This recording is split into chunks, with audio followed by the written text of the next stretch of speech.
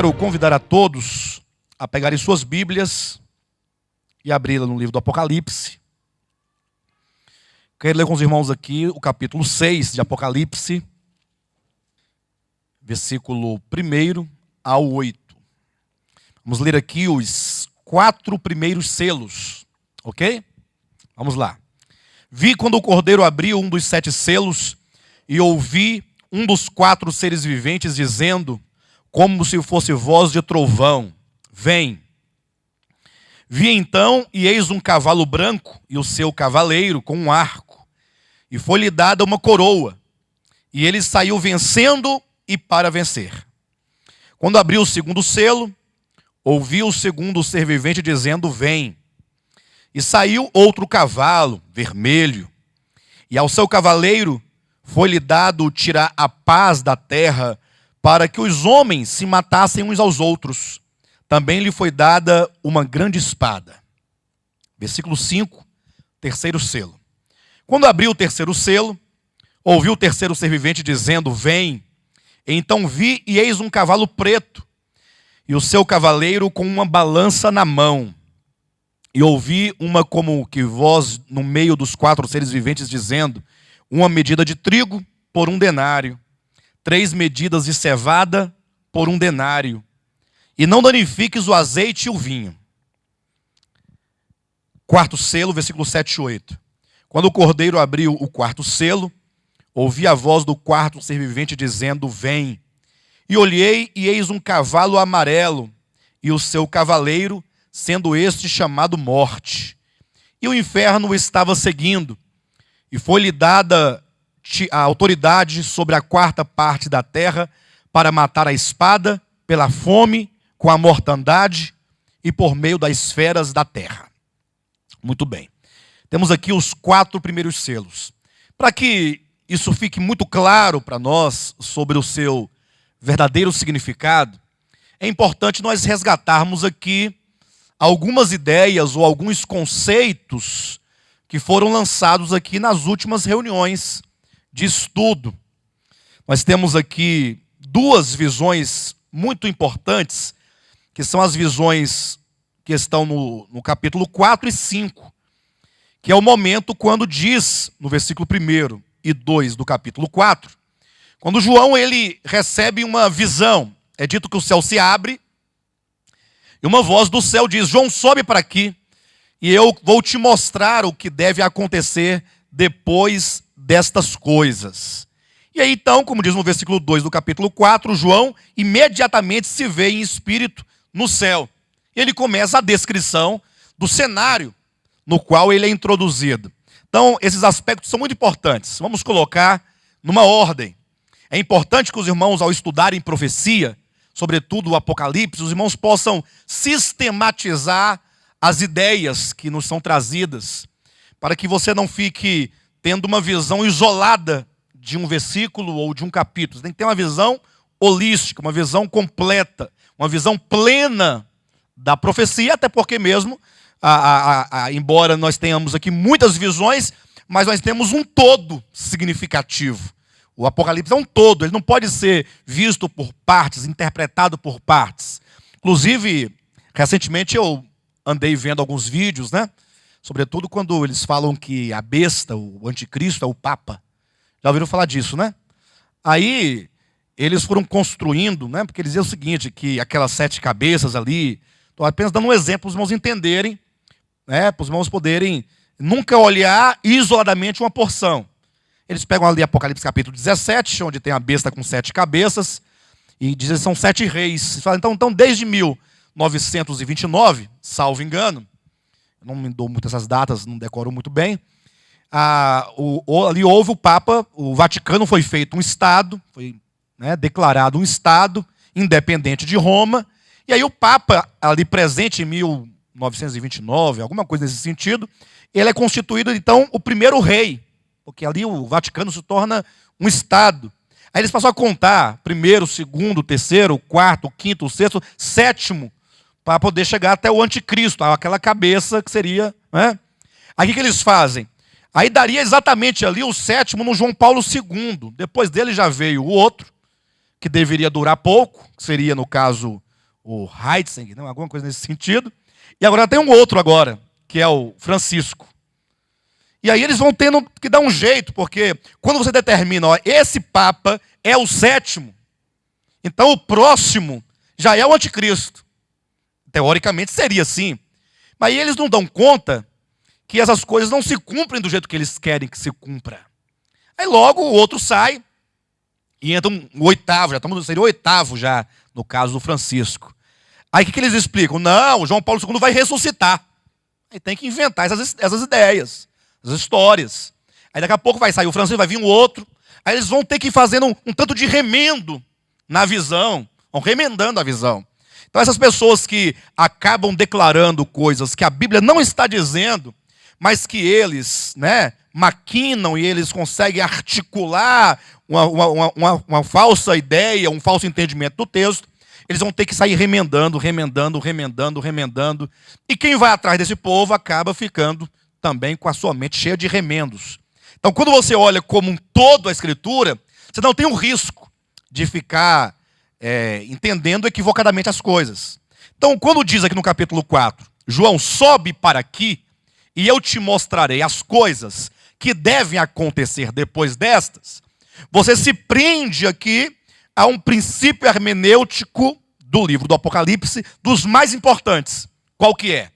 João, eu vou te mostrar, a partir do capítulo 4 para frente, acontecimentos proféticos que terão lugar na história quando, e esse é o ponto que você tem que marcar aqui, para você poder entender.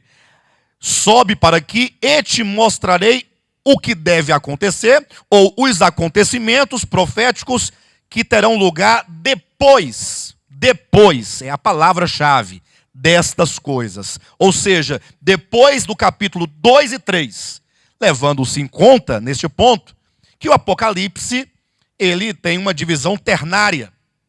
As coisas que viste, as coisas que são e as que hão de acontecer depois destas. Não daquelas, depois destas.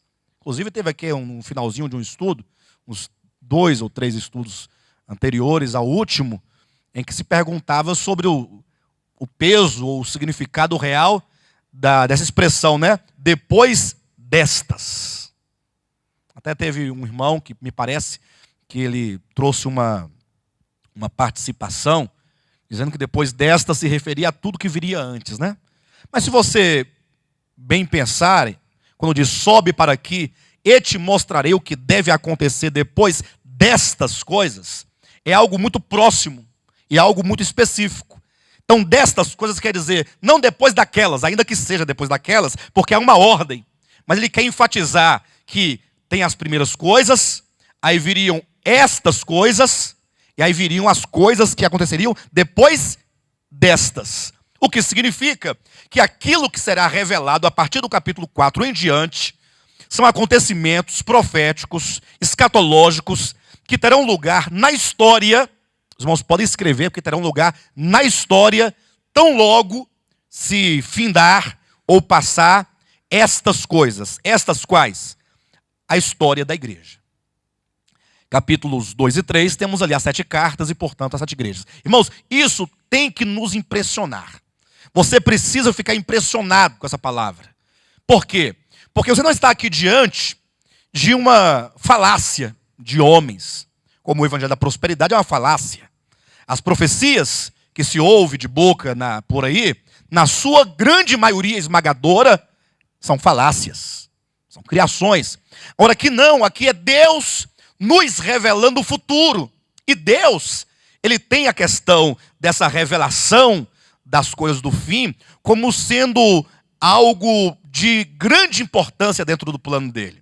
Isso porque, quando você lê, por exemplo, o livro do profeta Isaías, Deus várias vezes, inclusive no capítulo 46, capítulo 45, capítulo 43, ele diversas vezes falava o seguinte: olha, eu sou Deus e não há outro Deus além de mim, não há Deus além de mim. Aí alguém fala assim, mas é muito fácil esse que se diz Deus se autoafirmar Deus e falar que não há Deus nenhum além dele. O que prova que ele é o Deus verdadeiro e não aquele que no princípio se chamava Lúcifer e agora chamam-no de diabo e Satanás. Porque não há uma luta, não há ou não? Há ou não há uma luta? E agora a pergunta, como é que se sabe qual é o verdadeiro? E o pior é que esse tal de diabo, ele proliferou-se e se multiplicou mediante as mentes humanas, e ele se projetou em milhares de deuses. Deuses gregos, deuses romanos, deuses egípcios, deuses de madeira, de prata, de pedra, de barro, de tudo. E há uma confusão, aí de repente, nessa confusão, surge alguém que diz, eu sou Deus e não há outro Deus além de mim. Fora de mim não há Deus. E aqueles que se dizem ou se fazem deuses, não o são por natureza.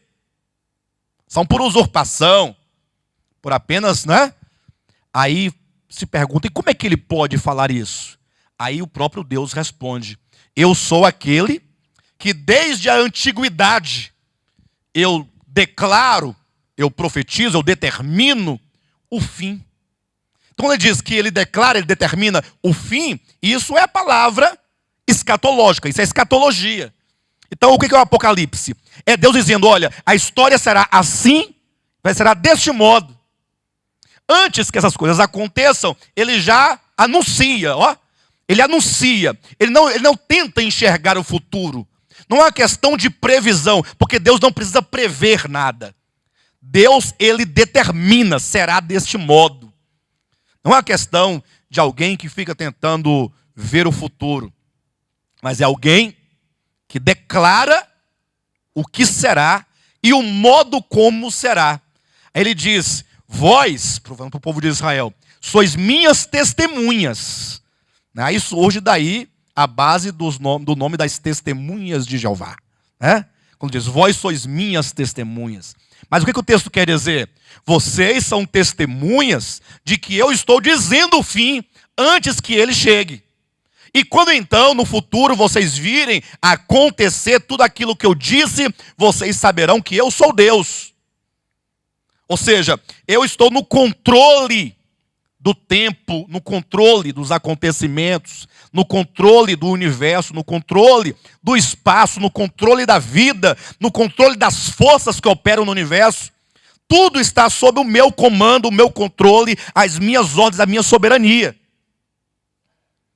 Então, o Apocalipse é isso. Olha, João, você vai registrar as coisas que vão acontecer depois da era da igreja. Quando eu digo que os irmãos devem ficar impressionados com isso, é o fato de você olhar panoramicamente a história. Como é que você olha panoramicamente a história? Você começa lá antes de Cristo, no ano 445, quando ali começa, na verdade, a contagem de um período que Deus determinou como sendo a maior de todas as profecias, a coluna dorsal da escatologia bíblica.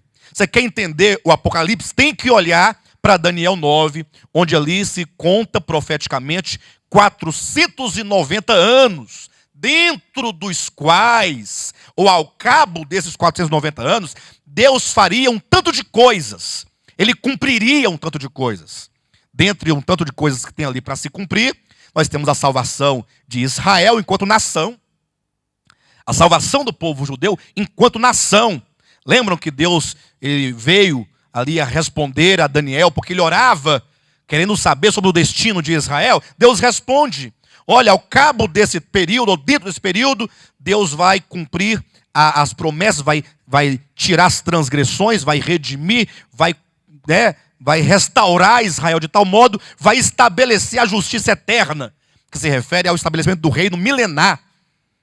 De maneira que nós, olhando essa profecia, nós já fizemos isso em reuniões anteriores, você vai contando de lá para cá, passaram-se até a morte de Cristo 483 anos. Está escrito lá. Se vocês lerem Daniel 9 e perceberem com clareza como que ali se diz, olha, até desde a saída de ordem até o Messias, quando ele já não estará, porque ele será morto, será 62 semanas, mais 7 semanas, que somam-se 69 semanas, que dão exatamente 438 dias, que equivalem 483, desculpe, tá, queridos? 483 dias, que equivale a anos proféticos. Aí acontece o grande fenômeno. É o que o judeu, ou os judeus da época, nunca conseguiram entender. E é o que até hoje muitos cristãos, sobretudo aqueles que são mais dedicados ao estudo da Escritura, que são os irmãos reformados, irmãos que colaboraram e ainda colaboram de certo modo, em certa medida, com a verdade. São irmãos de muito respeito e são irmãos de muita honestidade, muita sinceridade. A deficiência está exatamente no problema da tradição, né, do dogma. Quando você estabelece um dogma, ali ninguém pode mudar aquilo. Você nunca pode estar fechado no dogma. Por mais que seja no seu entendimento a verdade, você tem que sempre estar aberto ao que a Escritura quer dizer, o que ela ensina, o que ela fala. De maneira que, mesmo esses irmãos tão verdadeiros, né, tão sinceros com a verdade, não conseguem ver que com a morte de Cristo na cruz do Calvário, ao se completar ali exatamente 483 anos da profecia, ali houve uma pausa. Deus estabeleceu uma pausa naquela contagem. Isso é claro no Evangelho. Basta que vocês leiam com atenção. Por exemplo, quando Jesus Cristo ele deixa muito claro que a partir de então, da sua morte, o Evangelho agora seria pregado a todo mundo, a todas as nações. Ou seja, de repente o Senhor, ele se volta para os gentios. Lembrando que a profecia das 70 semanas, elas têm uma exclusividade, é o destino de Israel, não das nações. Mas aí com a morte de Cristo, dá-se ali uma pausa, uma interrupção, para que agora Deus possa tratar com os gentios. É exatamente onde entra aqui, porque o Apocalipse, ele começa com Cristo ressuscitado, com aquele que foi morto e tornou a viver. O Apocalipse, ele começa exatamente ali com a morte e ressurreição de Cristo. Ele se abre, João vendo o Cristo ressuscitado e o Cristo glorificado, as coisas que viste. E aí então começam 7 igrejas: Éfeso, Esmirna, Pérgamo, Tiatira, Sardes, Filadélfia e Laodiceia. Essas 7 igrejas constituem o quê? O período da igreja, a era da igreja, a era dos gentios, o tempo dos gentios. De maneira que, ao encerrar a era da igreja, o Senhor vai retomar aquela contagem, aqueles anos, que são quantos que estão faltando? 7.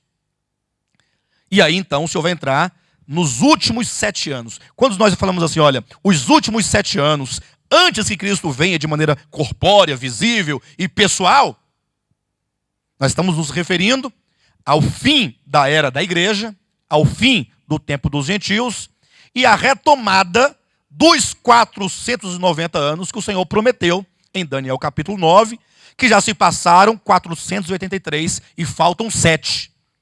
É daí, muito provavelmente, eu penso, que a escatologia pentecostal afirma que a grande tribulação vai durar 7 anos. Viu, pastor Josué? Eu penso que é daí. Você também deve considerar isso, né? Ou seja, eles pensam que os últimos 7 anos que faltam da profecia das 70 semanas será o tempo da grande tribulação. Então eles estão aí, na verdade, chutando, tocando na trave, né?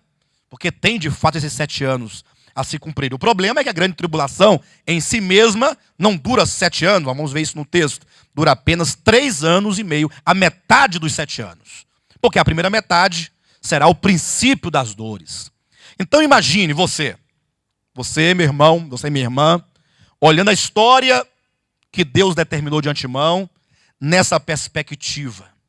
Se você olhar também essa mesma ideia, lá de trás até os dias atuais, e olhando para frente, só que agora da perspectiva de Daniel capítulo 2. Qual é a profecia de Daniel capítulo 2? Deus mostra primeiramente a Nabucodonosor em sonho a história do mundo, desde então até o fim, até o reino milenar. Veja que a profecia sempre vai até o reino milenar. Por quê? Porque depois do reino milenar para frente não há mais acontecimento profético revelado, porque será a eternidade depois do milênio. Então o milênio é o fim dos acontecimentos escatológicos, com o fim do milênio, a última das guerras, o juízo final. Ali se encerra tudo. Então, qual é a visão de Daniel capítulo 2? Deus mostra a Nabucodonosor, num sonho. Ele estava muito perturbado, não conseguia dormir naquelas suas perturbações da noite. Ele viu uma grande estátua, imagine comigo, de uma aparência, né, extraordinária, uma imagem muito grande. Aí ele vai descrevendo. A cabeça era de ouro, o peito era de prata, né? O quadril e o ventre eram de bronze, as pernas de ferro, e os pés, parte de ferro e parte de barro. Esse é capítulo 2 de Daniel. O interessante é que Daniel, ele também terá uma visão a respeito dos reinos e da história do mundo no capítulo 7 de Daniel. Então é Daniel capítulo 2, é Daniel capítulo 8, é Daniel capítulo 9 e Daniel capítulo 7. São capítulos que vão falando a mesma coisa, os mesmos acontecimentos, mas por perspectivas diferentes. E aí o próprio livro de Daniel se encarrega em dar o significado das coisas. O rei ficou tão perturbado com aquele sonho, aquela imagem, que ele não conseguia dormir depois disso. Ele percebeu que uma grande pedra era cortada de uma montanha e ele não viu nenhuma mão e nenhuma pessoa cortando aquela pedra. Ele viu que uma pedra tinha sido cortada da montanha e jogada contra aquela estátua, que desferiu o seu golpe nos pés da estátua, e a estátua toda caiu no chão, e ela foi quebrada, e se tornou um pó muito fino, né? E veio um vento, e aquela estátua desapareceu. Ela sumiu. E aquela pedra que destruiu a estátua foi crescendo, crescendo, crescendo, e encheu toda a terra. Irmãos, quando eu falo dessas profecias, eu acho extraordinário. Por quê? Porque você consegue tocar na verdade. É por isso que a palavra de Deus é a verdade. E é por isso que Deus pode falar, eu sou Deus e não há outro. Não é? Por quê? Porque você consegue fazer a leitura dessas verdades cumpridas na história. Aí então, quando Nabucodonosor chamou os magos, os feiticeiros, os astrólogos, os entendidos, os feiticeiros ali para discernir o sonho, Nabucodonosor sabiamente falou assim, eu não direi o sonho. Porque se eu falar o sonho, como é que eu saberei se a interpretação de vocês está certa? Então, se vocês são de fato bons, então vocês vão ter que dizer qual foi o sonho. E se você falar o sonho, eu saberei que você de fato tem o poder para dizer o seu significado. Não foi boa essa história? Boa, né? E aí, de modo que ninguém foi capaz ou era capaz de discernir ou de falar sequer o sonho, que dirá a interpretação. E disseram, ó rei, aquilo que tu pedes é impossível aos homens, e é impossível, somente Deus poderia falar isso. Acabaram de declarar que eles não têm nada a ver com Deus, né? Que com Deus e de Deus eles estão longe. Foi quando então o rei decretou que todos os sábios de Babilônia morreriam. Todos morreriam por fracassarem diante da sua incumbência, da sua função, que é exatamente trazer essas coisas ocultas, essas coisas espirituais. Foi quando Daniel, que estava incluído entre os sábios de Babilônia, não como um feiticeiro, mas como um homem muito inteligente, ele, numa situação dessa, falou, não, diga para o rei que ele pode descansar, que eu vou buscar o Deus vivo em oração, e ele vai dizer o sonho do rei, e ele vai dizer a interpretação do sonho ao rei. E aí os irmãos sabem da história. Daniel, orando, teve a visão do sonho. Aquilo que Nabucodonosor viu em sonho, Daniel viu em visão a mesma. E diante do rei foi declarando, tu estavas no teu leito, né? Quando você viu uma grande estátua que tinha cabeça, ele foi descrevendo, cabeça de ouro, peito e braços de prata, quadril e ventre de bronze, as pernas de ferro, e os pés em parte de barro, parte de ferro, e os 10 dedos, e quando uma pedra foi cortada sem auxílio de mãos, e foi lançada contra a estátua, que a destruiu, que se tornou um pó bem fino, veio um vento e dissipou tudo aquilo, e a estátua desapareceu, e a grande pedra cresceu e encheu toda a terra. Aí o rei falou assim, é isso mesmo, exatamente isso. E qual o significado? E aí vem, olha rei, essa estátua fala das histórias dos reinos. A cabeça de ouro é Babilônia. Tu és a cabeça de ouro.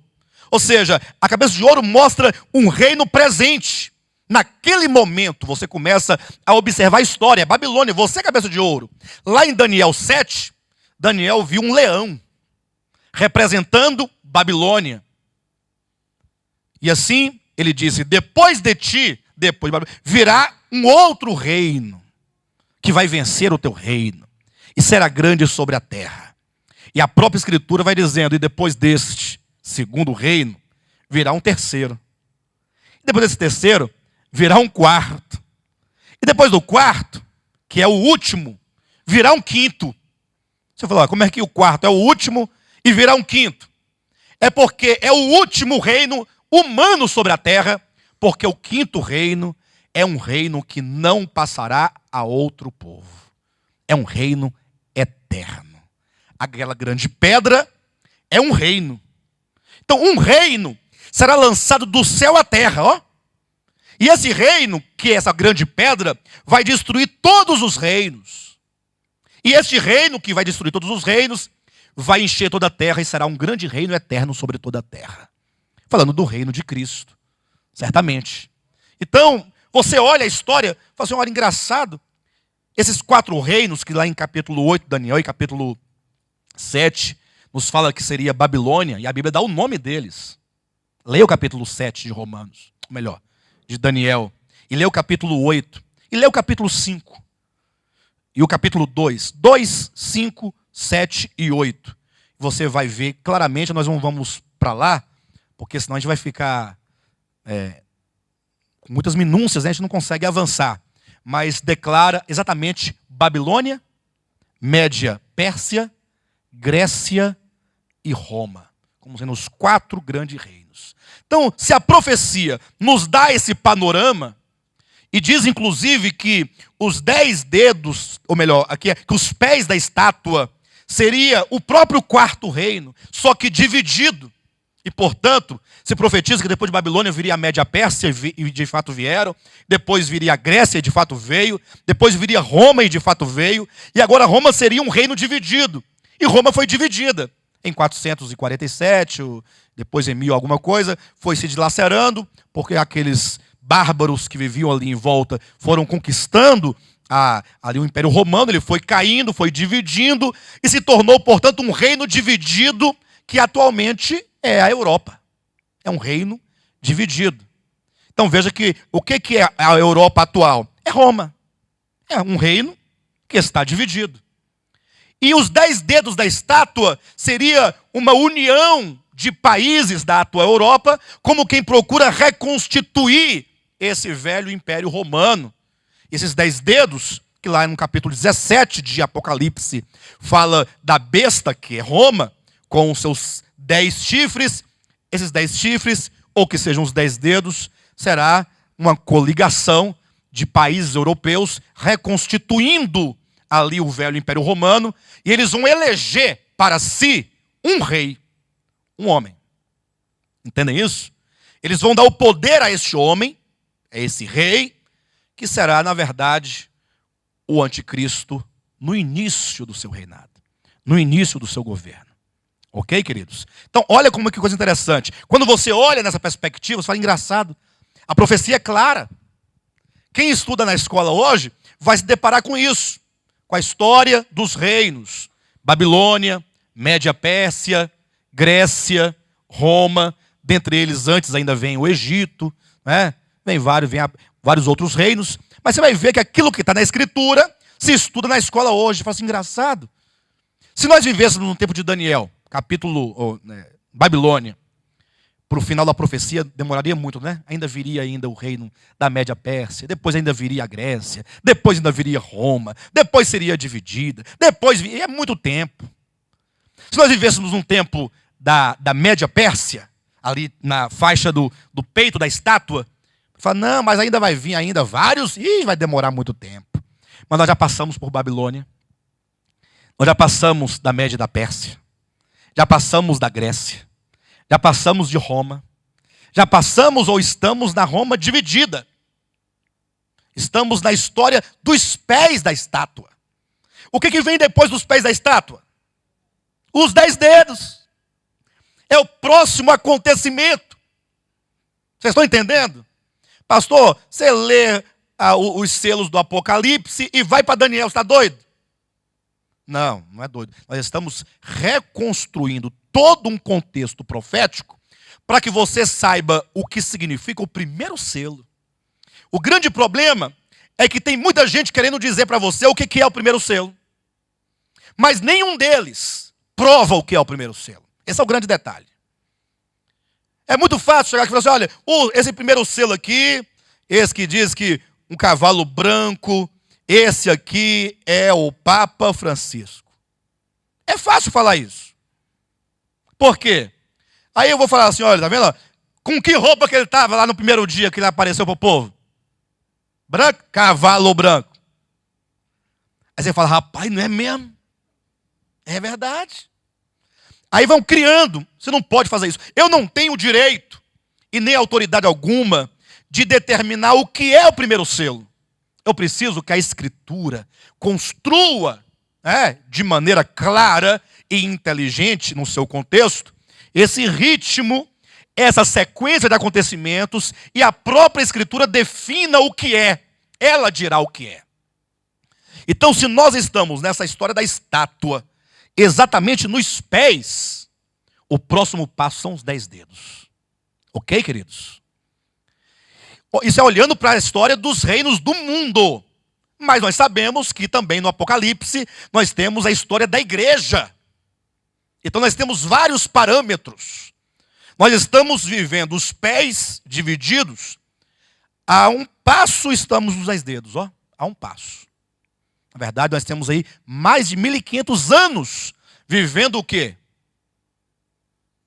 Os pés, vivendo os pés. Aproximadamente 1.500 anos vivendo só os pés. Já se passou a cabeça, os peitos, a barriga, o ventre, as pernas. E agora estamos nos pés já há 1.500 anos nos pés. Estamos querendo entrar nos dedos já. Olha.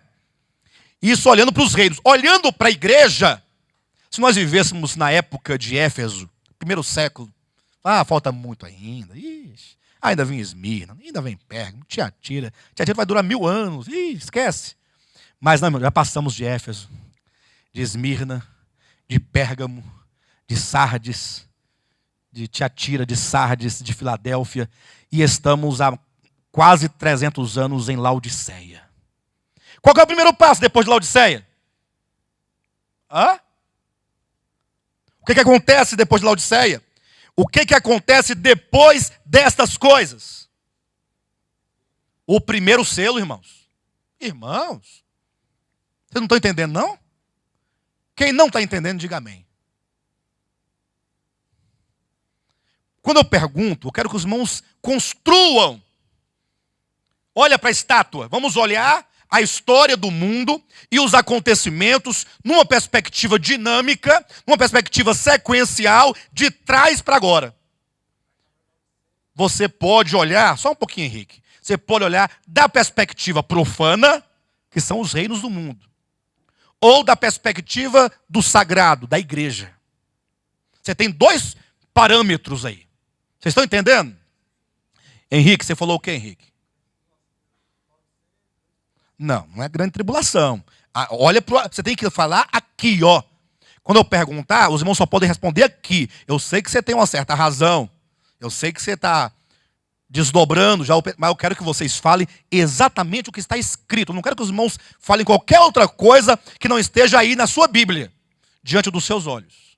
Porque é assim, jogando palavras, que vem os enganos. Vocês entendem isso? Não que o Henrique jamais, mas assim, nós temos que ser bastante contundentes. Vamos olhar da perspectiva profana, dos reinos profanos do mundo. Tá bom? Olhe para a estátua. Quem está vendo a estátua? Bem aqui. Estão vendo? Quem está vendo? A sua cabeça de quê? E o peito e os braços? De prata. E o quadril e o ventre? E as pernas? E os pés? Todo quebrado, em pedaços. Parte de barro, parte de ferro. E depois tem os... Estão vendo a estátua? Todo mundo está vendo? Agora, olha a pedra sendo cortada e jogada contra ela. E vai cair aonde? Na cabeça dela? A pedrada é na cabeça? É no braço? Onde é a pedrada? Nos pés. O golpe é nos pés. Aí vocês estão vendo ela ruir. Desapareceu. E a pedra? E encheu toda a terra. Um reino que não passará a outro povo. Os irmãos estão vendo essa estátua? Estão vendo mesmo? Nós estamos na cabeça de ouro. Cabeça de ouro é o quê, irmãos? Qual é o reino? Babilônia. 400 e alguma coisa antes de Cristo. Mas depois de Babilônia viria um outro reino de prata. Média Pérsia. Representado pelos dois braços, Média e Pérsia. Nós estamos no reino da Média e da Pérsia? Havia, quando essa visão foi dada para Daniel, ou o sonho para Nabucodonosor, havia já o império governando toda a terra da Média e da Pérsia? Havia a Média e havia a Pérsia. Mas não como um grande reino. Porque o grande reino quem era? Babilônia. Quando diz um outro reino vai substituir o teu, não quer dizer que Babilônia desaparece. Quer dizer que é o reino prevalecente. É o reino que manda no mundo. Que tem o poder, não somente da riqueza, mas da força sobretudo. Que governa sobre os outros. Nós estamos então na Média da Pérsia. Não? Então nós estamos no quadril e no ventre de bronze, Grécia. Já passou também? Engraçado, né? Então nós estamos nas pernas. Que é Roma. Também não? Tá bom. Esse quarto império, que é Roma, foi todo dividido e ficou ali representado pelos pés, todo quebrado, parte de ferro, parte de barro. Nós estamos nesses pés? Nós estamos no calcanhar? Ou estamos mais para o meio? Ou mais estamos chegando perto dos dedos? Aí nesse ponto eu não posso falar exatamente onde estamos. Eu posso falar que nós não estamos no calcanhar, isso eu posso falar. Nós não estamos no início daqui para lá. Eu penso, e aqui é uma conjectura, mera conjectura, entendam isso. Não tomem isso nem por previsão, nem por profecia, nem por sabedoria. É apenas minha cabeça que não regula muito bem. Eu penso que nós estamos nos pés, quase nos dedos dos pés, quase. Estamos naquele ossinho assim, no joanete ali. Estamos ali por ali, para entrar para os dedos. Os dedos será o quê? Vamos ver o que são os dedos. Só um pouquinho, Henrique, só para eu não perder aqui. Abra sua Bíblia no capítulo 17 de Apocalipse. Versículo 11. E a besta que era, e não é, também é ele, o oitavo rei, e procede do 7 e caminha para a destruição. Versículo 12. Os 10 chifres que viste são 10 reis. Está vendo? São 10 reis. Porque o Império Romano foi dividido em vários pequenos reinos. Você tem hoje a França, tem a Alemanha, tem a Suíça, tem vários países europeus. Inclusive, esses países, depois de tantos anos, já falei aqui talvez 2 ou 3 vezes para os irmãos, eles criaram uma União Europeia. Que foi a primeira tentativa, e é o início, é o germe do que vai acontecer no versículo 12 do capítulo 17. Eu me lembro que eu estava numa reunião de domingo de manhã, na igreja, não nesse ministério, mas em outro ministério, quando o irmão me entregou um jornal que apresentava o povo lá da União Europeia, né, na Europa, fazendo um grande E de pessoas para representar o euro. Foi o lançamento da moeda euro, para quê? Para mostrar que alguns países estavam já se unindo. E o primeiro passo foi a união da moeda. Posteriormente, eles romperam as fronteiras. Hoje se cogita num exército único. Até porque alguns países têm exército, outros não têm exército. Eles cogitam criar um exército para a União Europeia. Então, quando o irmão me entregou o jornal, dizia assim, bem na manchete: o velho continente está para se restaurar. Eu estou parafraseando, tem muitos anos que eu li. Eu tinha esse jornal, não sei o que aconteceu, eu tinha os recortes todos. Bem, por todos os efeitos, aquilo para mim foi uma coisa muito gloriosa. Meu coração chega... Sabe por quê? Porque nós estamos vivendo nos dias do cumprimento das profecias, lá no seu aspecto final. Eu creio que quem viveu antes tinha a expectativa do cumprimento daquilo que nós já passamos. O que para nós hoje é história, os do passado via como um acontecimento futuro. E talvez muitos diziam assim, isso é conversa fiada, coisa de crente. Isso é conversa de crente. Não é? E hoje você fala assim, de crente. Então, se for de crente, então tá bom, né? Porque está acontecendo, está se cumprindo. Hoje nós estamos vivendo assim, de 100% da profecia, talvez faltam só uns 5% para concluir tudo. Aí você tem 95%, lógico, não há nenhuma pesquisa, nenhuma contabilidade nessa porcentagem que eu estou dizendo, é apenas para a gente poder entender mais ou menos. Você tem aí a seu favor de credulidade, de coisas que aconteceram, a maior parte da profecia se cumpriu. Falta muito pouco para concluir. Então, nessa perspectiva, nesse paradigma aqui dos reinos do mundo, nós estamos para entrar no... Qual é o próximo evento da estátua? Os 10 dedos. Olha aqui, versículo 12. Os 10 chifres, porque lá em Daniel são dedos, aqui são chifres. Né? Os 10 chifres que viste são 10 reis, os quais ainda não receberam reino. Lógico que não receberam reino. No tempo de Daniel, ou melhor, de João, não havia ainda isso aqui. Mas recebem autoridade como reis com a besta. Então vai ser por ocasião da besta, durante 1 hora. Tem estes um só pensamento, e oferecem à besta o poder e a autoridade que possuem. Então veja que num dado momento, esses reis do Império Romano dividido vão entregar o seu poder e a sua autoridade para um homem, para que ele haja em nome desses reis. Então a profecia indica, olhando da perspectiva histórico-profética, o próximo acontecimento depois dos pés.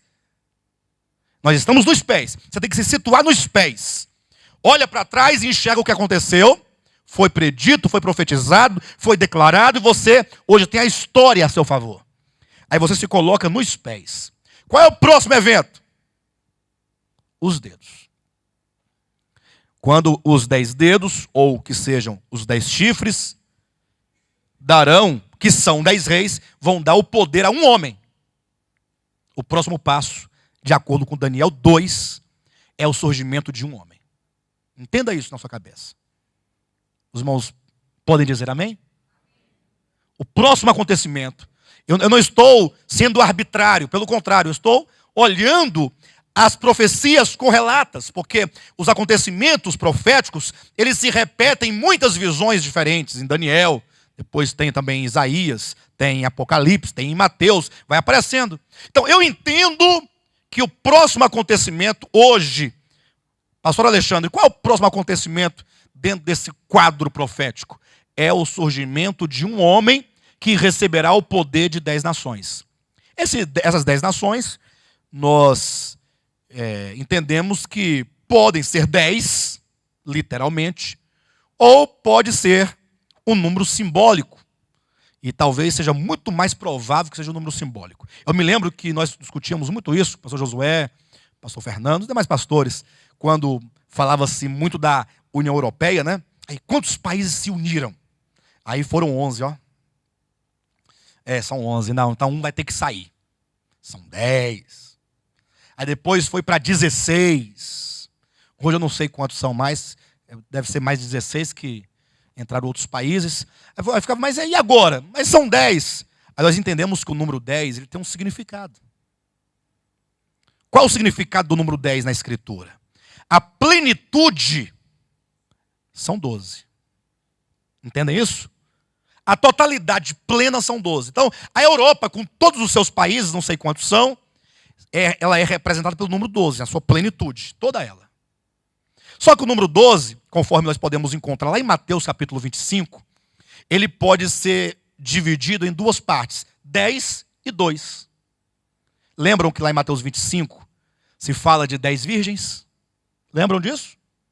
E que em Mateus 24 se fala, 2 estarão no campo, um tomado deixa do outro. Então nós temos 10 virgens e 2 no campo. Quanto é que é 10 mais 2? 12. Pastor, mas não é mera coincidência? Não, se você entender o significado dos 2 no campo e o significado das 10 virgens. As 10 virgens, das 10, sendo 5 loucas e 5 prudentes. Quantas dormiram? Quantas dormiram? Fala alto. Às 5 ou às 10? Foram todas tomadas de profundo sono. Portanto, as 10 dormiram. E por que elas dormiram? Porque o noivo tardou. E tardando o noivo, foram todas acometidas de um profundo sono. Então a Bíblia dá o porquê. Aí cai por terra aquelas ministrações. Ó, meu irmão, você que está dormindo, você que não está orando, você pode ser a virgem louca, porque elas dormiram. Não, as outras também dormiram. Aquele sono ali, por aplicação até que é válido, queridos? Talvez, por aplicação. Mas o sentido do sono em Mateus 25 é a morte. Porque o crente não morre, ele dorme. E, portanto, as 10 dormiram. Por que dormiram? Porque aguardavam pelo noivo. Mas o noivo não veio no seu tempo e, portanto, para elas o noivo tardou. E se o noivo não vier no nosso tempo, para nós ele irá tardar. Porque você aguarda com expectativa. E se ele não vier no seu tempo, você vai dormir. Então, daqueles que aguardam pela vinda de Cristo, quantos estarão dormindo? Quando disser, eis o noivo, quantos estarão dormindo? 10. O número que representa os crentes mortos por ocasião da vinda de Cristo é 10. Todos os mortos em Cristo, quando Jesus voltar, estão representados em Mateus 25 pelo número 10. Mas a plenitude dos crentes, o que é a plenitude? A totalidade plena, todos, não importa se está vivo ou está morto. É 12. 12 é a plenitude. A plenitude, a totalidade. Paulo faz parte da igreja de Cristo, mas já morreu. Mas dentro dessa plenitude é 12. Mas 10 estará dormindo, ou estarão dormindo, né? Por ocasião da vinda de Cristo. E os vivos, por ocasião da vinda de Cristo? 2 estarão no campo. Um será tomado, deixado o outro. 2 no campo. 2 na cama. Quando eu falo 2 na cama, não significa dormindo. Quer dizer um casal que compartilha o mesmo leito. 2 no moinho. Ou seja, eles estão numa mesma atividade, numa relação de companheirismo. Eles estarão vivos por ocasião da vinda de Cristo, quando diz, portanto vigiai, porque não sabeis a que hora vem o vosso Senhor. Então, a própria Escritura, e Jesus nos ensina isso, diz que 2 são os vivos por ocasião da vinda e 10 são os mortos por ocasião da vinda. De todos os crentes do Novo Testamento, 10 dormem e 2 estão acordados. 10 mais 2, 12. E qual é a maior parte? São mais os que dormem ou mais os vivos por ocasião da vinda de Cristo? Mais os que dormem, por isso 10 quer dizer a maior parte. Entenderam? Então, 10 reinos da União Europeia. Todas as nações da União Europeia são muitos. Podem ser 10, pode ser 16, pode ser 20, não me importa. Mas a maior parte deles, aqui representado pelos 10 dedos, ou que sejam 10 chifres, a maior parte vai dar o poder a esse homem. Uma menor parte pode até ficar de fora. Mas que a maior parte vai eleger e dará a este homem a autoridade. Olhando, portanto, da perspectiva dos reinos profanos. Amém, queridos? Então, agora, e olhando da perspectiva, atenção, da igreja. Já passamos por Éfeso, Esmirna, Pérgamo, Tiatira, Sardes, Filadélfia, Laodiceia. Não tem outra igreja. Não tem outro período. E tem mais, nós não estamos no início de Laodiceia. Não. Já se passaram mais de 200 anos de Laodiceia. 214 anos de Laodiceia. Pastor, vai durar quanto Laodiceia? Eu não sei. Você nem ideia? Não sei. Eu tenho minhas impressões pessoais das minhas loucuras. Vocês não devem levar isso em consideração. Leve em consideração só o que a Bíblia diz. O que eu digo, vocês deletam. Pelo amor de Deus. Eu penso que nós, de acordo com todo o panorama, estamos no finalzinho de Laodiceia. Esse final de Laodiceia pode ser hoje. Sabiam disso? Pode ser amanhã. Pode ser na semana que vem. No mês que vem. No ano que vem. Eu não sei quando. Eu sei que nós estamos na Iminência. Estamos na iminência. Aquela expectativa. O que vem agora? Qual é o próximo passo? Da perspectiva lá da estátua, os 10 dedos são o próximo passo. E da perspectiva da igreja? Capítulo 4 de Apocalipse. Depois dessas coisas, olhei, e eis não somente uma porta aberta no céu, como também a primeira voz que ouvi, como de trombeta, ao falar comigo, dizendo: sobe para aqui, e te mostrarei o que deve acontecer depois dessas coisas. Pronto, irmãos, está aqui, ó a chave. O capítulo 4 para frente vai nos mostrar os acontecimentos tão logo se encerrar a era da igreja. Já estamos em Laodiceia, estamos num limiar para cruzar para um outro lado. Acabando a história da igreja, vai começar um novo período. A história da igreja compreende um intervalo que está exatamente entre a 69ª semana de Daniel 9 e a 70ª semana. 483 anos se passaram até a morte de Cristo. Entrou as igrejas no meio. Estamos no finalzinho desse intervalo. Ao acabar, está dizendo: mostrarei o que deve acontecer depois dessas coisas. Qual que é o próximo acontecimento? O primeiro acontecimento depois da era da igreja. Primeiro. Aí João subiu aos céus. Olha para a sua Bíblia agora. Versículo 2. Ele se viu num céu em espírito. Aí ele começa a descrever. O cenário que ele contempla. O que ele contempla? Em primeiro lugar, um trono. Portanto, o centro do capítulo 4 do Apocalipse é o trono. É o que ele vê.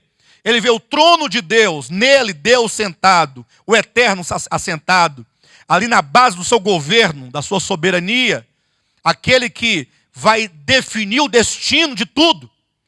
Ele observa, portanto, no capítulo 5 de Apocalipse, que na mão daquele que está sentado no trono há um livro. Portanto, o livro é o centro do capítulo 5. O trono no capítulo 4, o livro no capítulo 5. Este livro está nas mãos do Pai. Está selado com 7 selos. Entenda o que significa um livro selado com 7 selos. É difícil a gente falar disso, porque quando a gente pensa em livro, você pensa numa brochura dessa. E quando fala em selo, você pensa naquele selo que você colocava nas cartas, você lambia e pregava, lembra? Quem já pregou selo em carta aqui? Pois é, lambia o selo, lembra? E colava na carta. A gente pensa naquele selo. Mas entenda, selo como sendo um lacre.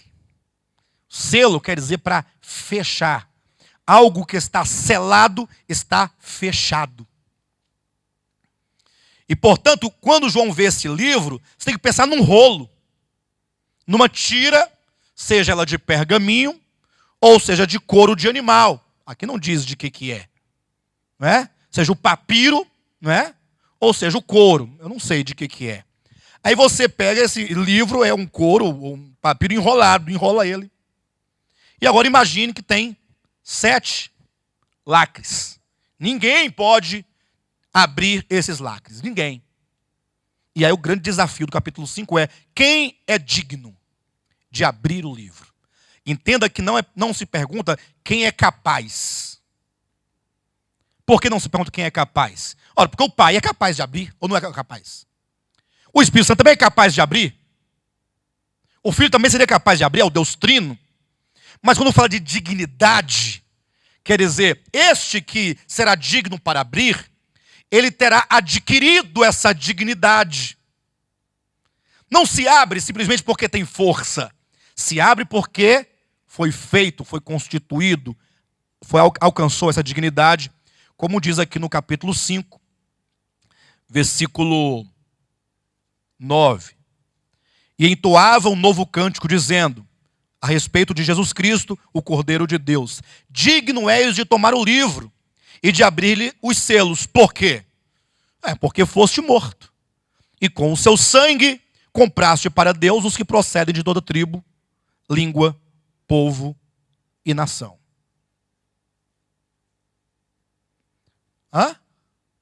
Por que ele é digno? Porque foi morto. Porque foi morto. Ponto final. Morreu, é digno. É isso? Porque foste morto. E com teu sangue compraste. Pausa. Essa morte não é uma morte qualquer. Porque muitos morreram e não são dignos por isso.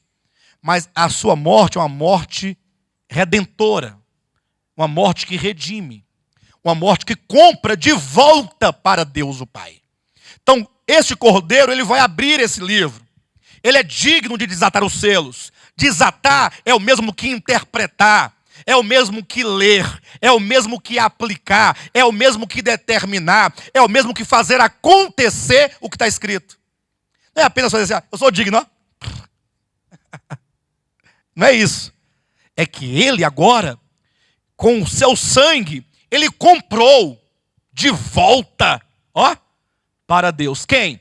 Os crentes. Não?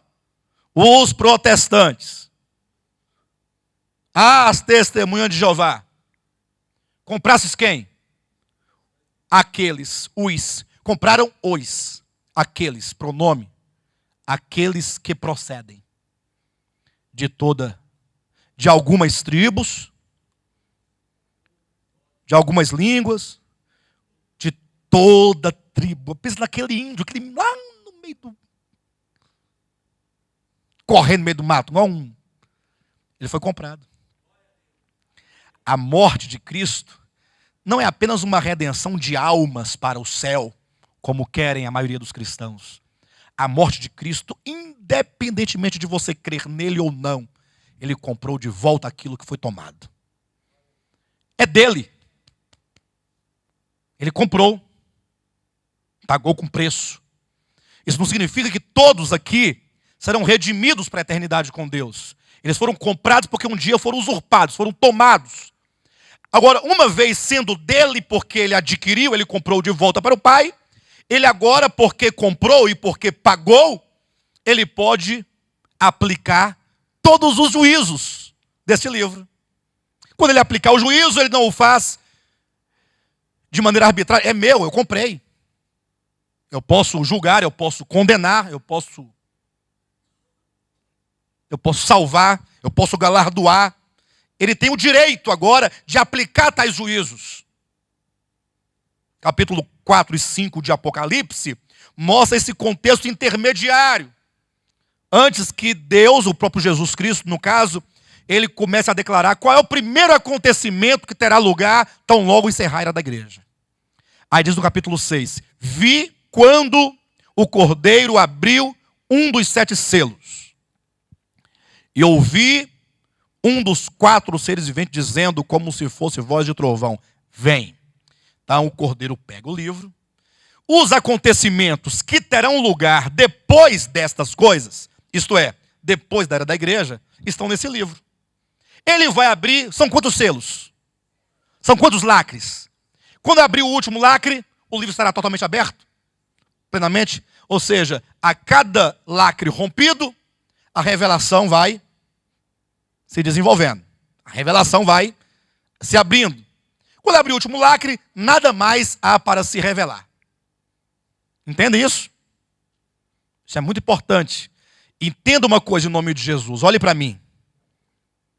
Definitivamente. O Apocalipse tem uma revelação ternária. Certo? As coisas que viste, capítulo 1. As que são, capítulos 2 e 3. E as que hão de acontecer depois dessas. 4 em diante. Ok, pessoal? Não tem uma quarta parte. Não tem. São 3. Cuidado. Você tem que se prender no que a Bíblia diz que é. Não é porque tem uma quarta parte que nos foi revelada. Nós dormimos essa noite passada, comemos muita... Não, não vai nessa. 3. Estamos na segunda. A próxima parte vai nos revelar. E que parte é essa? Que acontecimentos são esses? O livro na mão do Pai. Entenderam?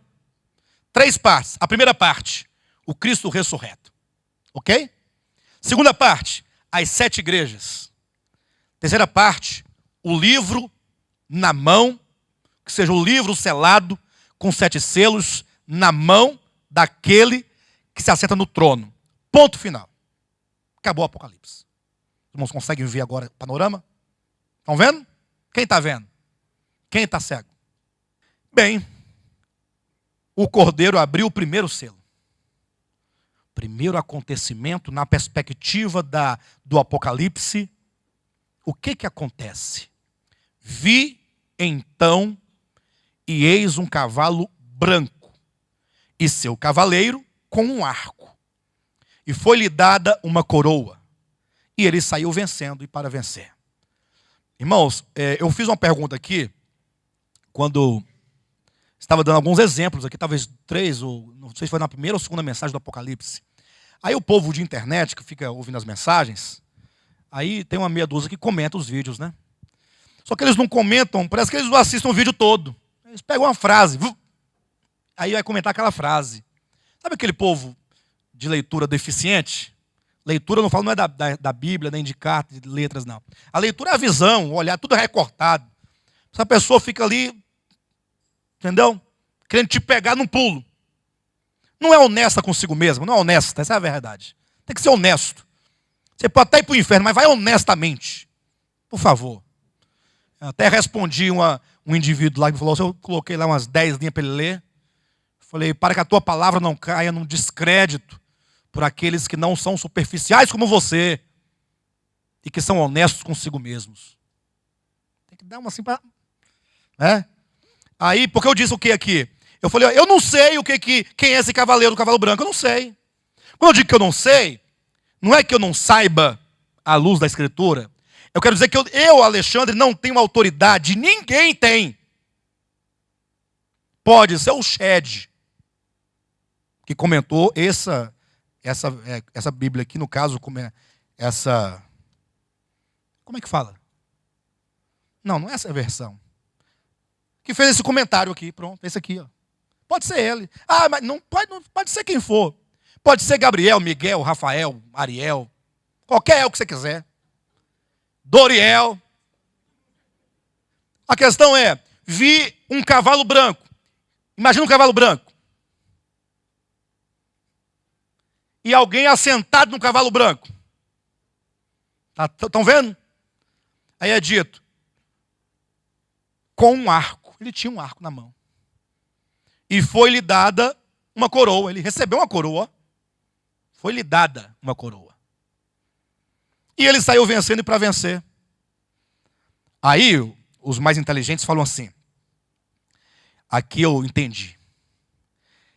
Esse cavalo branco, com seu cavaleiro com um arco, e a coroa e vencendo para vencer, é a palavra de Deus. Olha, o pastor Josué disse que o Shed diz isso. Não, eu não tenho nada contra o Shed, não o conheço. Não, muito obrigado. Mas assim, eu não estou... Esqueçam o Shed, pelo amor de Deus, irmãos. É um irmão nosso que está vivo, inclusive. Um homem muito honesto, um servo de Deus. Um servo de Deus, de fato, de verdade. Entendo que servo de Deus não quer dizer aquele que acredita no que se acredita, não, viu? Ah, porque não é de volta à palavra, não é servo de Deus, sincero, verdadeiro. O problema é que a luz dos justos é como a aurora que vai amanhecendo, clareando, até tornar dia perfeito. Talvez na sua experiência, o seu dia está quase perfeito, no seu entendimento, com 5 anos de cristão. Tem gente que gasta a vida toda e não chega lá. Mas não deixa de ser servo de Deus, que erra tentando acertar. E Deus leva isso, inclusive, em consideração. Uma coisa é você maquinar o mal contra Deus, outra é você se dar espírito, alma e corpo e faltar-lhe entendimento para entender algumas coisas. Amém? Então, não pensa isso não. Vamos passar uma borracha nisso e vamos para frente. Aí a palavra de Deus. Mas por que a palavra de Deus? Vamos pensar comigo. Um cavalo branco. Branco. Branco só pode ser Deus. Hã? Viviane, que cor que é Deus? Por que eu estou perguntando isso? Porque a visão, logo, já vem carregada de quê? De preconceito, de história. Nós temos uma mente forjada pela história. A pessoa que menos tem preconceito ainda está carregada de preconceito. É verdade, ué? Ela não tem preconceito nenhum. Nenhum, não. Isso na sua consciência você não tem. Você age com igualdade para todos. Glória a Deus, e é isso mesmo. Todos são iguais. Agora, lá no seu subconsciente você tem algumas atitudes e reações que você não controla isso, porque não é você. Não é você.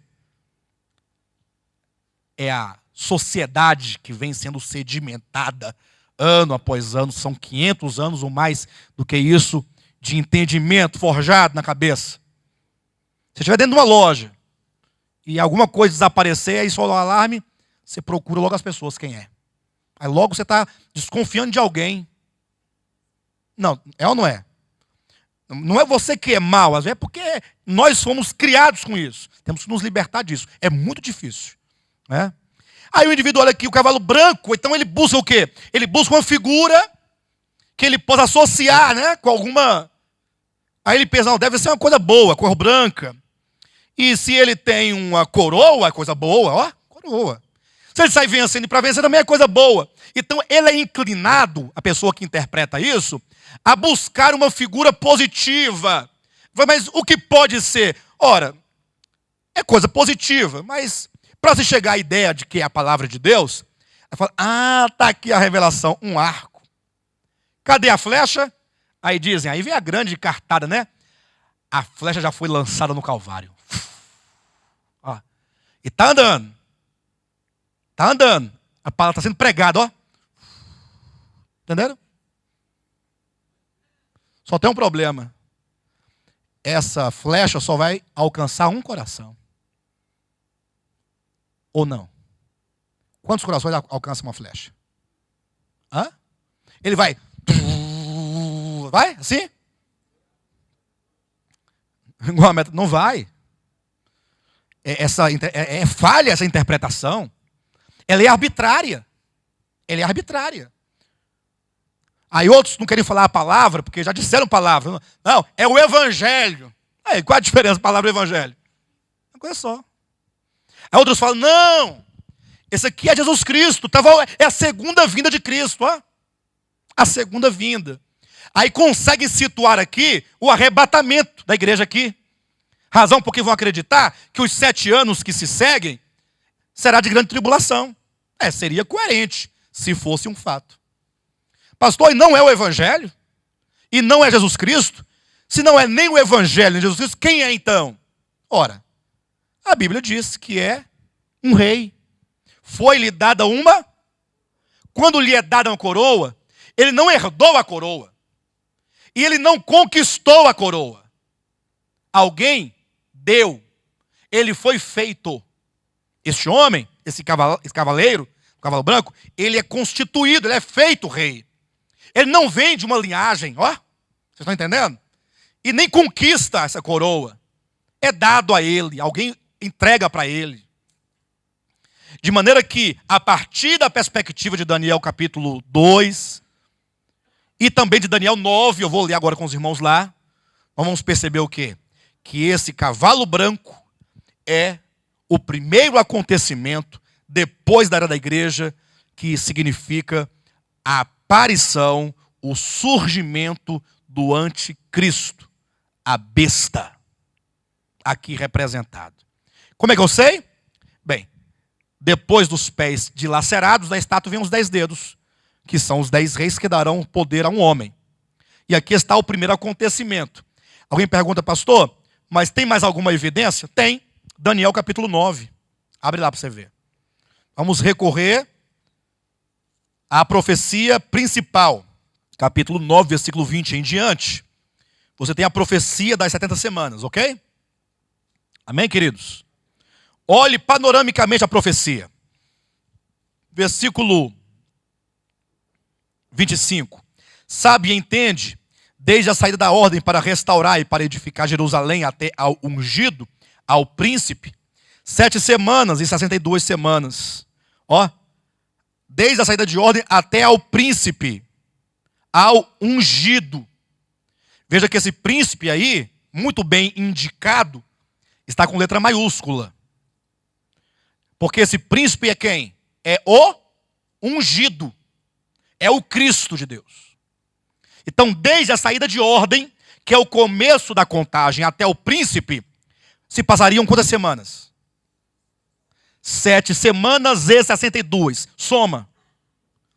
69 semanas. Para ficar bem simples o entendimento, desde o início das 70 semanas até Cristo, 69 semanas para 70, uma.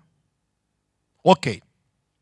26. Depois das 62 semanas, no caso, porque como esse período foi dividido em duas partes, 7 e 62, o 7 para restaurar a cidade, e 62 outras que levam até o príncipe, ao Messias, dá 69.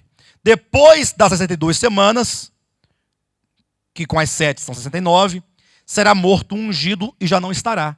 Então, a profecia, ela aponta o Cristo de Deus na sua morte, ressurreição e ascensão, porque será morto e já não estará. Então, ele morre, ressuscita e ele sobe aos céus. Por isso que ele não está mais entre os homens. E o que acontecerá com a morte de Cristo? Falta uma semana, porque a profecia nos levou 69 semanas até o Messias, na sua morte e ressurreição. Falta uma semana, isto é, 7 anos. Então eu quero perguntar para a profecia, o que vai acontecer? Amém, queridos? No início desta última semana. Aí diz no versículo 26, depois das 62 semanas será morto um ungido e já não estará. E o povo de um príncipe que há de vir destruirá a cidade e o santuário. E o seu fim será no dilúvio. E até ao fim haverá guerra.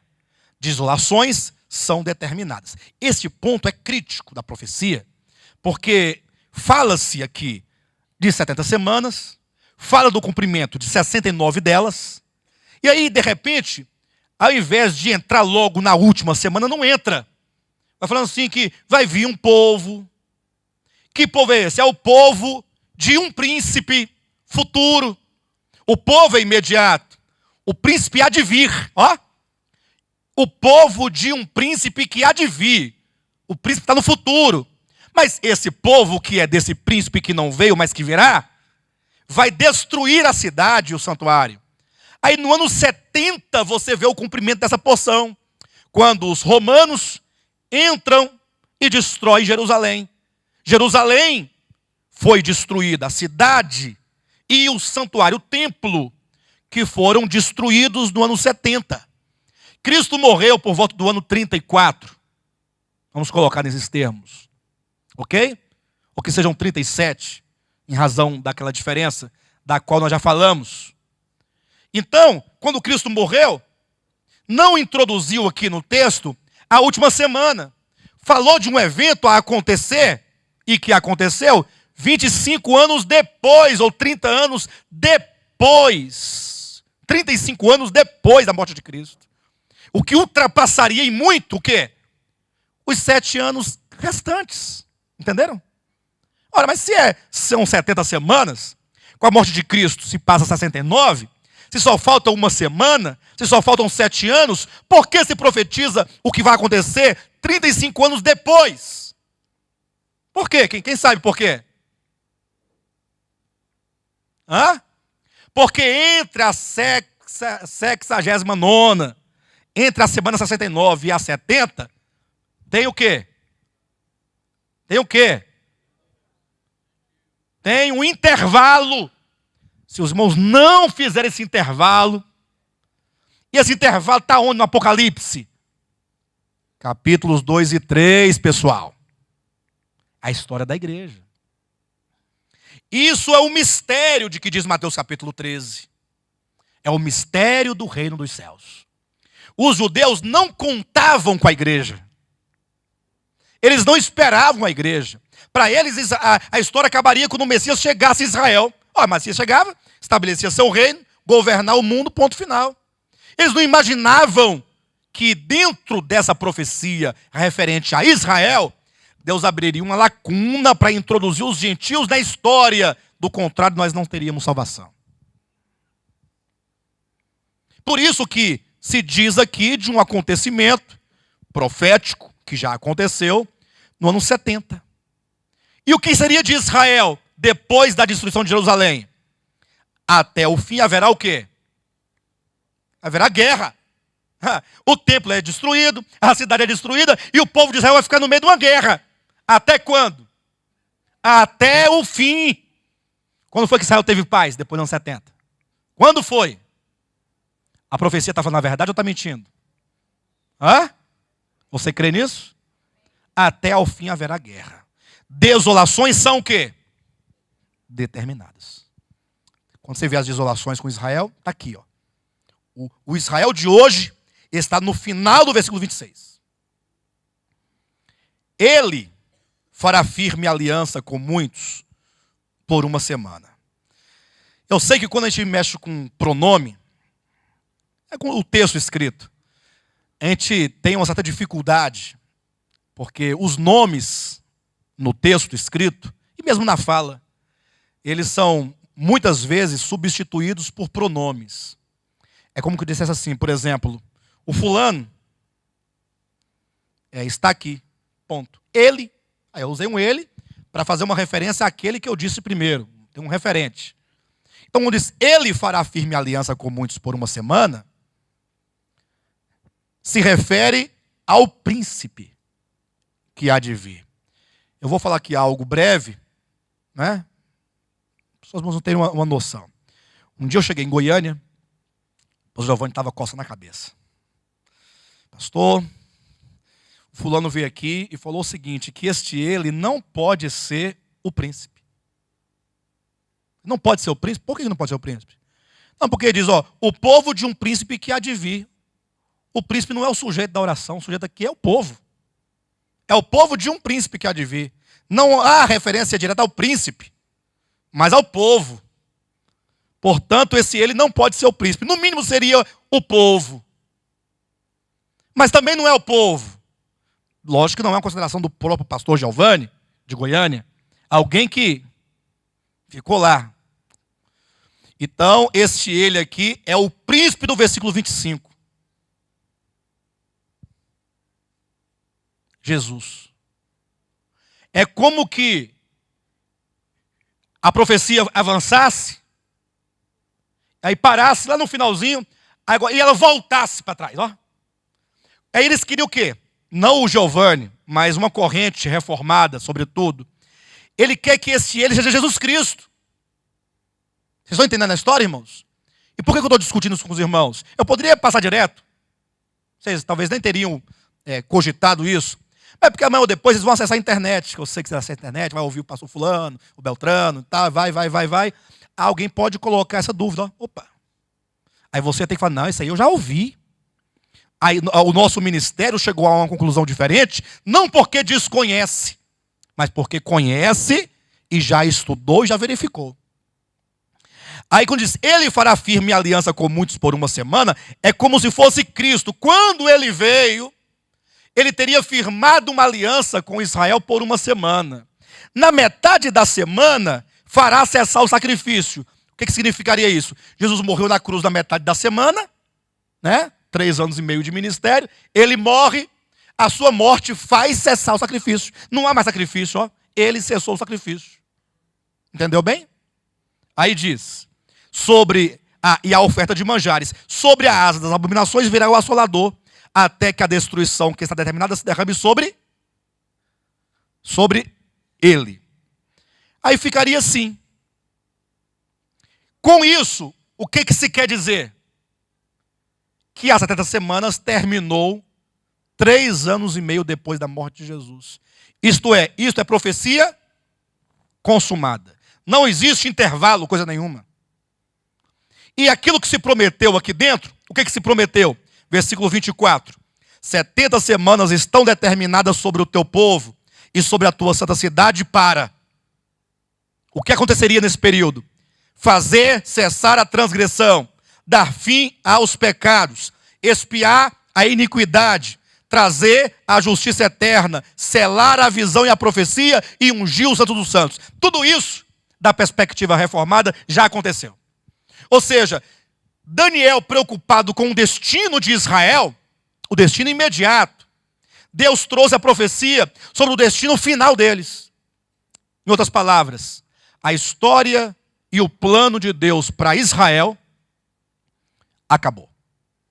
Com a morte de Estevão, 3 anos e meio depois da morte de Cristo. Quando Estevão morreu, ali acabou a história de Israel. Agora, não, agora não tem mais nada. Agora todo mundo é igual. É tudo povo. Gente. Deus não tem nada com Israel, mas esquece isso. Agora, ou se converte e vira igreja, ou então lago de fogo, para quem quiser. É assim. Problema encerrado. Bem, eu acho estranho. Em algum momento, eu quero que eu veja certa coerência. Em algum momento eu falo, poxa, peraí, vamos pensar. Porque com a morte de Estevão, o que acontece? Gente, não é possível. O que acontece quando Estevão morre? A dispersão. E para que foi a dispersão? O evangelho sai para as nações com a morte de Estevão. O evangelho vai para os gentios, ó. Então, acaba Israel, agora gentios, ó, daqui para frente. Nisso eu vejo o quê? Eu vejo coerência. Muito bom. Estevão morre, acaba as semanas, aí o evangelho sai, ó. Gostei. Muito bem articulado. Bem pensado. Entretanto, a Bíblia fala alguma coisa sobre o povo de Israel depois de Estevão? Romanos, capítulo 11, versículo 25. Vamos ler? O problema é que nós não podemos chegar a conclusões isoladas. Você tem que ler a Bíblia e articular e dialogar o texto com toda a Escritura, não só com uma parte. Eu só posso entender as 70 semanas lendo a Bíblia toda, o restante. Se você isolar, você chega a qualquer conclusão que você quiser. 11:25. Porque não quero, irmãos, que ignoreis este mistério. Tem um mistério aqui? Qual é o mistério? Que veio o endurecimento em parte a Israel. Então Israel foi endurecido. Não foi exatamente por isso que eles mataram o Messias? Eles foram endurecidos. Mas que eles foram endurecidos não é mistério nenhum. O fato de eles terem sido endurecidos, veio o endurecimento em parte até que haja entrado a plenitude dos gentios. Opa! Então, Israel endureceu-se para que os gentios entrassem. Sim ou não? Endurece o Israel. Porque se não endurece, o que acontece? O povo de Israel não mata o Messias, eles abraçam o Messias. E aí não há razão de Cristo morrer. Por que ele morreria? Não, Israel endurece, rejeita. O Messias tem que ser rejeitado. Isso é um mistério. E para que Israel rejeitasse o Messias, seu coração foi endurecido. E agora, uma vez endurecido, o Messias morre. E agora, uma vez morto e ressuscitado, ele vai para os gentios. É o intervalo, é mistério. Entretanto, a história de Israel não acabou com o endurecimento. Não acabou com a morte do Messias. E não acabou com a chegada dos gentios ao plano de Deus. Porque o endurecimento, ele tem aqui previsto um tempo para se acabar. Quando é que vai acabar? Quando entrar o quê? A plenitude dos gentios. E quando entrar a plenitude, o que vai acontecer? Quando eu perguntar, os irmãos leiam. Ainda que a resposta seja certa, eu insisto, leia. Eu insisto. Pastor, mas eu respondi certo. Eu sei, mas eu não quero a sua resposta. Eu quero que você leia. Lendo. Porque quando você lê, você está isento de qualquer coisa. Não, está aqui, ó. Eu não estou falando nada. Eu não. E assim quer dizer o quê? Eu vou parafrasear. Que veio endurecimento em parte a Israel, até que haja entrada a plenitude dos gentios. Como é que eu posso parafrasear isso aqui? Ou como é que eu posso ler de outra maneira? O endurecimento que foi em parte a Israel vai durar até a plenitude dos gentios. Isto é, tendo entrado a plenitude dos gentios, o endurecimento vai acabar. Isto é o quê? Isso é Henrique, fala.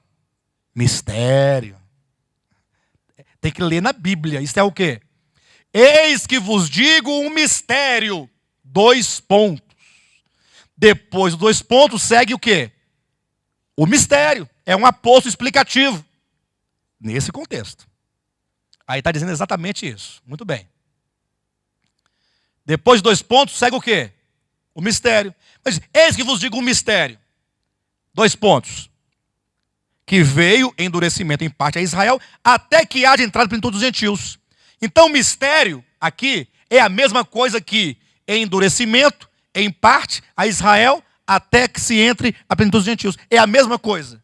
Por isso que é um aposto. É uma explicação do que significa mistério. Ok, queridos? Bem, aí o nosso querido está, se consumou a história de Israel como querem a linha reformada, como quer a linha reformada, então por que é dito, tão logo entrar a plenitude dos gentios, o Israel será o quê? Deus vai salvar Israel por quê? Por que ele vai salvar Israel, irmãos? Porque Deus tem um compromisso com essa nação, desde que ele disse, olha, 70 semanas estão determinadas, e dentro desse período eu vou redimir essa nação. E a nação não foi redimida até a morte de Estevão. Porque os salvos até a morte de Estevão foram algumas personagens individuais. Quando diz, em parte a Israel, porque a nação foi endurecida. Agora teve Paulo. Paulo era hebreu. Ele não foi endurecido, ele foi salvo. Mas como indivíduo. Mas Deus tem um compromisso com quem? Não desmarca não. Daniel 9, 27. 70 semanas estão determinadas sobre quem? 70 semanas estão determinadas sobre quem? Não é Israel não.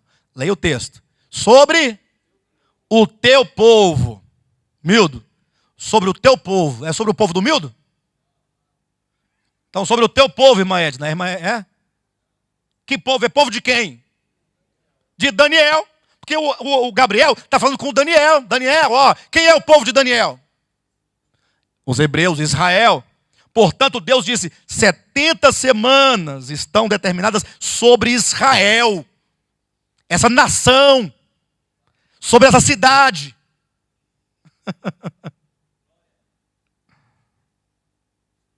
Mas para que isso, Senhor? Por que você está determinando esse tempo? O que vai acontecer dentro desse tempo? Dentro desse prazo? 490 dias, que equivale a anos proféticos. Dentro desse período, Deus vai fazer cessar a transgressão. De quem? De Israel, do teu povo. Não, é porque quando Cristo morreu, ele resolveu o problema das transgressões. De quem? De quem nele crê. Aqui não é de qualquer um, é do povo, nação. Não é um indivíduo. Entenda isso. O que mais ele faria? Dar fim aos pecados. De quem? De Daniel? De Paulo? Do povo. Para expiar a iniquidade. De quem? Da nação. Aqui é nação. Aqui é nação. Aí eu fico doido. Eu fico assim falando. Rapaz, esse pastor está doido. Porque quem fala assim, nação, nação. É porque eu estou falando assim, vocês não estão entendendo. E o povo não entende. Está sempre querendo escapar. Enfim. Para ungir o santo dos santos. Para trazer a justiça eterna. Dá uma pausa aqui, não desmarca nem em Romanos, nem em Daniel. Abre em Zacarias sua Bíblia. Leia depois capítulo 12, 13, 14 de Zacarias. Leia em casa. São profecias concernentes a Israel. A nação de Israel. Vocês não estão percebendo que nós não podemos isolar um texto e querer entendê-lo? Ele fará firme aliança, é Cristo. Porque, não, você tem que ler as profecias lá no Antigo Testamento, no Novo. Que tudo está dizendo, você vai ter que montar um quebra-cabeça. Amém, queridos? O significado não brota da sua cabeça, brota das páginas da Escritura. Capítulo 12. Sentença pronunciada pelo Senhor contra Israel. Contra quem? Fala o Senhor, o que estendeu o céu, fundou a terra e formou o espírito do homem dentro dele. Eis que eu farei de Jerusalém um cálice de tontear para todos os povos em redor e também para Judá durante o sítio contra Jerusalém. Opa! O sítio contra Jerusalém? Será que aqui é uma referência à destruição de Jerusalém no ano 70? Porque ela foi sitiada no ano 70, não foi? Não foi, não? Pessoal, me ajuda aí. Será que é? Nessa ocasião da profecia, diz que Israel, ou Jerusalém, seria feito um cálice de quê? De tontear. Ou seja, Jerusalém seria usado como uma atração.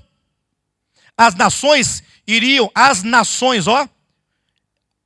para todos os povos vão em cima de Jerusalém como um bêbado, desesperado em tomar mais uma. Jerusalém aqui e os povos vindo todos para poder tomar Jerusalém. Isso não aconteceu no ano 70. Isso vai acontecer por ocasião do Armagedon. Quando Deus vai reunir os reis, os poderosos, os exércitos, lá no vale do Megido, para que Cristo possa descer dos céus e ter ali consigo o seu exército de vencedores e ficar ele face a face com o anticristo, com os seus exércitos. É o dia da decisão. Vocês estão entendendo? Enfim. Versículo 3. Naquele dia farei de Jerusalém uma pedra pesada para todos os povos. Todos os que a erguerem se ferirão gravemente. Veja que vai ser um dia de vitória para Jerusalém, não um dia de derrota. Ou seja, os povos vão sitiar Jerusalém, só que eles vão perder essa batalha.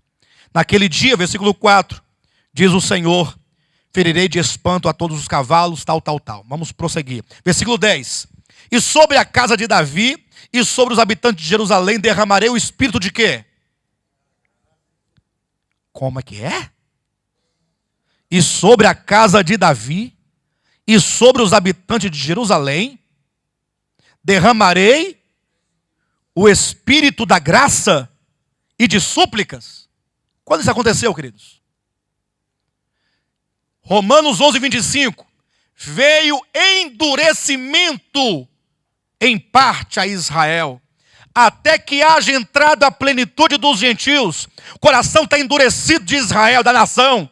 Mas naquele dia, Deus vai derramar um espírito de graça. E o coração vai amolecer, irmãos. Gente, é só ler, reunir tudo. Um espírito de graça e de súplica. Continuando. Olharão para aquele a quem traspassaram. Espera aí. Eles vão olhar para quem? Para aqueles, ou para aquele a quem? Quem traspassou quem aqui? O povo de Israel matou a Cristo. E nesse dia, quando Cristo descer dos céus, eles olharão para aqueles a quem eles o traspassaram, feriram com a lança. E vão pranteá-lo, como quem pranteia por um unigênito. Pensa num pai quando perde o filho único. Pensa no pai quando perde o filho único. Como é que é? Como é que um pai chora, uma mãe chora pelo filho único? E chorarão por ele como se chora amargamente pelo primogênito. Como é que é isso? O povo de Israel, quando tiverem grande angústia, desesperados, porque as nações cercaram Israel, eles não têm para onde ir. Eles vão olhar para trás, não tem jeito, para os lados, montanha, tudo. Não tem para onde ir. As nações vão massacrar, vão destruir. Vai fazer desaparecer a nação de Israel sobre a terra. Como não tem para onde fugir, aí nesse momento começa o derramamento do Espírito de graça. Aí eles se lembram do Deus de Abraão, do Deus de Isaac, do Deus de Jacó. Vai lembrar da aliança, das promessas. Vai vir ao entendimento aquilo que hoje não vem, porque o coração está endurecido. E eles vão lembrar de que há uma profecia, que Deus ainda falta completar, de redimir aquela nação. Aí eles vão se lembrar de Deus, vão olhar para cima e vão clamar. Lembra lá em Mateus capítulo 23, último versículo, quando Cristo abandona ali O templo, ele diz, desde esse momento essa casa ficará o quê? Vazia. E vocês não me verão mais até aquele dia quando vocês disserem, bendito o que vem em nome de Yahvé. Ou seja, Jesus se retira de Jerusalém, ele foi morto, e Israel não o veria até a sua segunda vinda. Momento no qual eles vão dizer, eles vão clamar por Yahvé. Quando clamarem por Yahvé, o céu se abre e quem eles veem? Vê aqueles a quem eles traspassaram. E eles vão dizer, bendito o que vem em nome de Yahvé. Por que eles vão dizer bendito o que vem em nome do Senhor? Porque a primeira vez eles mataram porque disseram, este é um maldito de Yahvé. Porque aquele que morre crucificado é o quê? Maldito. Chamaram-no de maldito de Yahvé, ou seja, Deus o amaldiçoou, por isso morreu essa morte deste modo. Mas agora na sua segunda vinda, eles vão dizer bendito. Por que disseram maldito? Porque estavam endurecidos. Por que dirão bendito?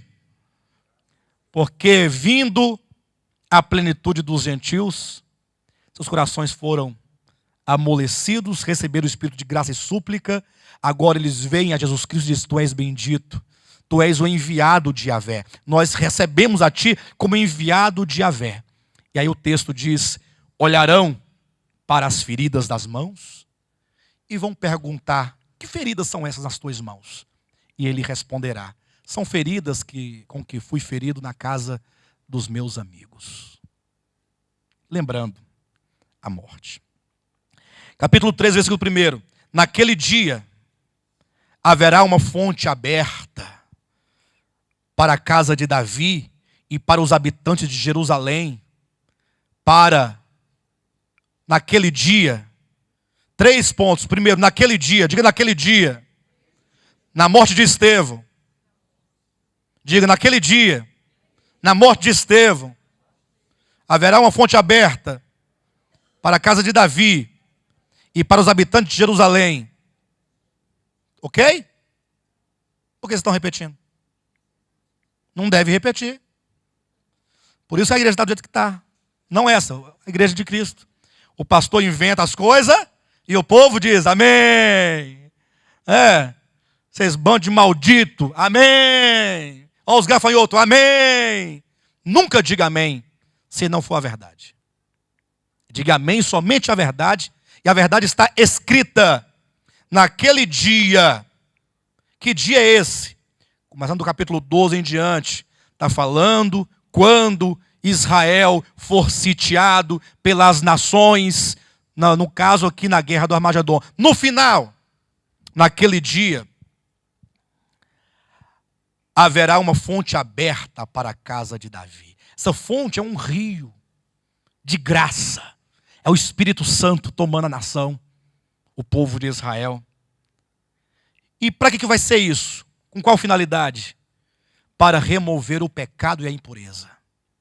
Para remover o quê? Para remover o quê?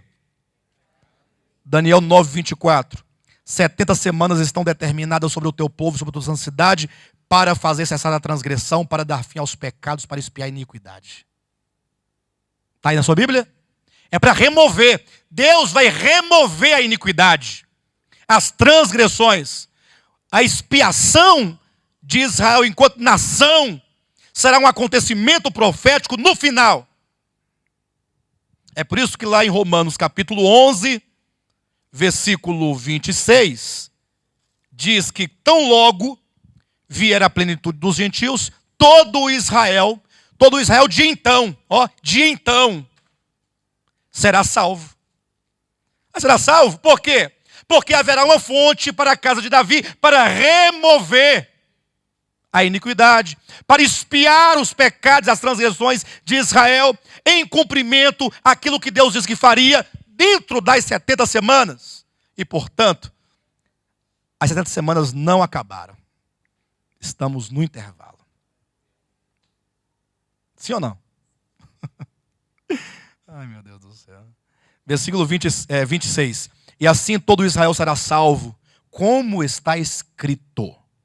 Virá de Sião o libertador, e ele apartará de Jacó as impiedades. Olha o cumprimento aqui daquilo que ele disse que faria nas 70 semanas. Esta é a minha aliança com eles. Quando eu tirar os seus... Quando é que vai ser isso aqui, irmãos? Hã? Não é depois que vier a plenitude dos gentios? Já veio. O que diz nas 70 semanas lá? O que Deus faria ao cabo daquelas semanas? Não iria tirar a iniquidade? Ele já tirou? Segundo esse texto? Então não acabou. E se acabou, Deus mentiu. Ou falhou. Mas ele nem mentiu e nem falhou. Portanto, não acabou. Esta é a minha aliança com eles quando eu tirar os seus pecados. 29. Porque os dons e a vocação de Deus são irrevogáveis.